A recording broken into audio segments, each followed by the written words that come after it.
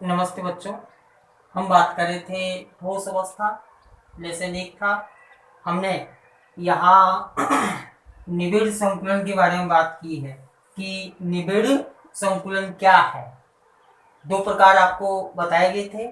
एक तो प्रकार बताया गया था आपको एक विमीय, और एक प्रकार आपको बताया गया था द्विविमीय। द्विविमीय में दो भाग किए हमने, वर्ग निबिड़ और एक षटकोणीय निबिड़ संकुलन।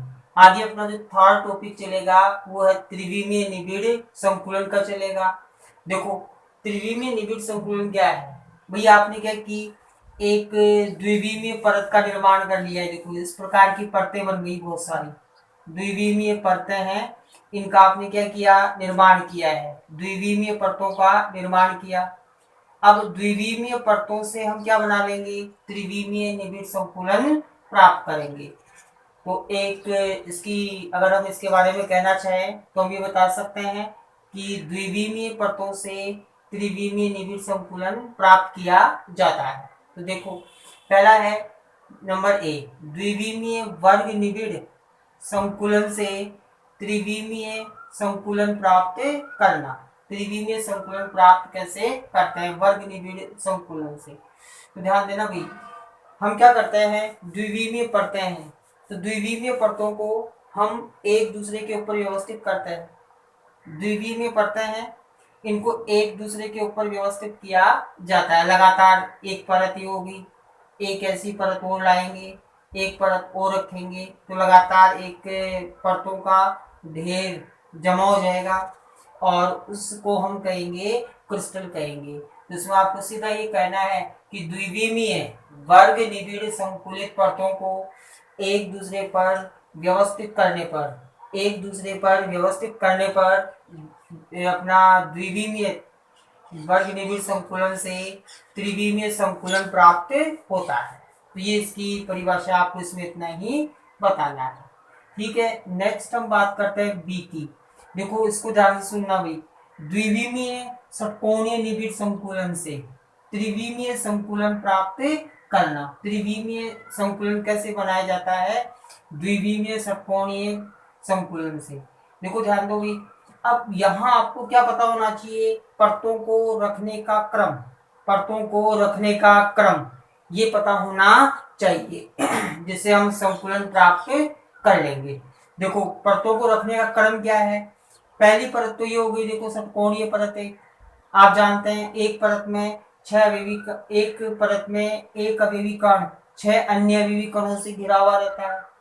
तो संकुलन कैसे बनता है वो हमें ध्यान रखना है। हम क्या करते हैं, ये अपनी पहली परत हो गई है, ठीक है, पहली परत हो गई है। अब दूसरी परत को रखना है, तो ध्यान रखें दूसरी परत के जो अवयवी कण है, ये देखो ये दूसरी परत का अवयवी कण है जो ऊपर डॉट रेखा में बताया हुआ है, ये दूसरी परत के अवयवी कण है, ये दूसरी परत के अवयवी कण है। तो आप क्या कहोगे, दूसरी परत को पहली परत के ऊपर इस प्रकार रखा जाता है कि दूसरी परत के अवयवी कण पहली परत के गर्तों पर आए।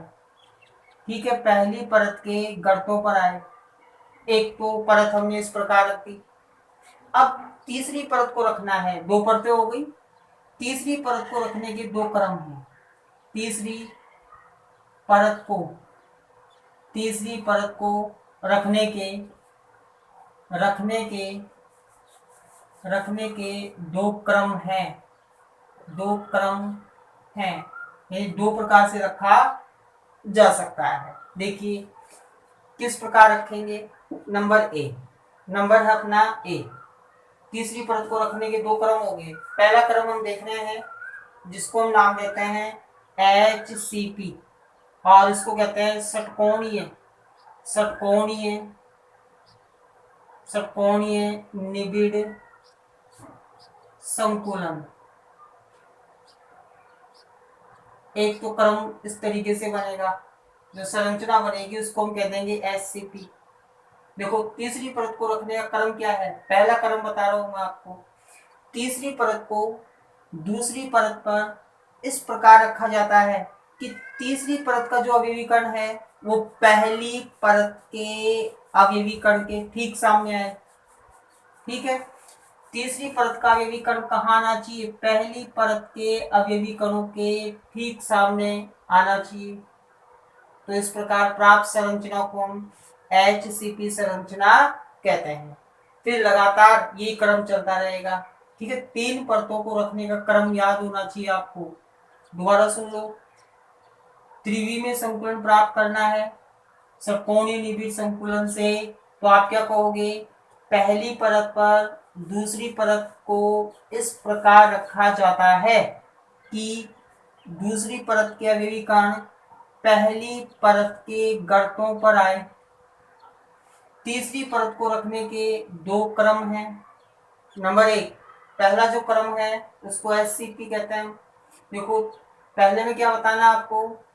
तीसरी परत को इस प्रकार रखा जाता है कि तीसरी परत का अवयवी कण पहली परत के अवयवी कण के ठीक सामने हो। तीसरी परत का अवयवी तीसरी परत के अवयवी कण पहली परत के ठीक सामने हो। पहली परत के ठीक सामने हो। तो ये अपना जो संकुलन बनेगा, इस संकुलन को कहेंगे HCP संकुलन कहते हैं। एक तो ये हो गया है।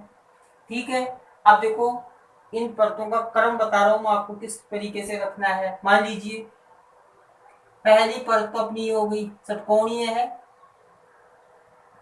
ये 6 अवयवी कण इस प्रकार से हम इसको चारों ओर से घेरे हुए 1 2 3 4 5 और एक यहाँ बना लेते हैं। ये 6 अवयवी कण है। ये मान लीजिए अपनी पहली परत, इसको नाम दे दिया मैंने एक परत हम बनाते हैं यहाँ, दूसरी जो है वो इस प्रकार से बना लेंगे। देखो ये एक परत ये हो गई, इसको नाम दे देते हैं हम B। ठीक है, ये अलग प्रकार की हो गई।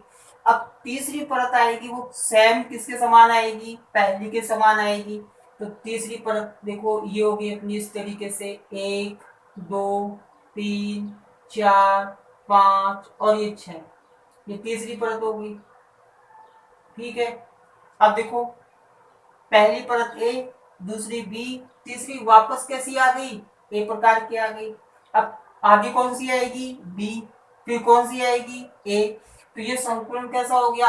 AB AB AB प्रकार का संकुलन भी कहलाता है। देखो ये अवयवी कण यहाँ गर्तों के ऊपर रखे हुए रहते हैं ऐसे। ये अवयवी कण यहाँ गर्तों के ऊपर रखे हुए होते हैं ऐसे।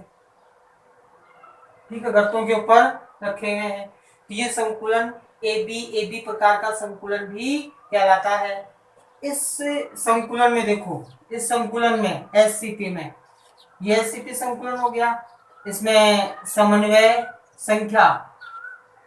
संख्या ये होती है 12। समन्वय संख्या कितनी होती है? 12।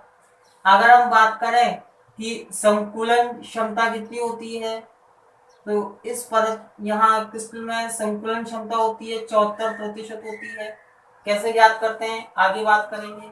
आप अब ये ध्यान रखो, संकुलन क्षमता होती है HCP में 74%।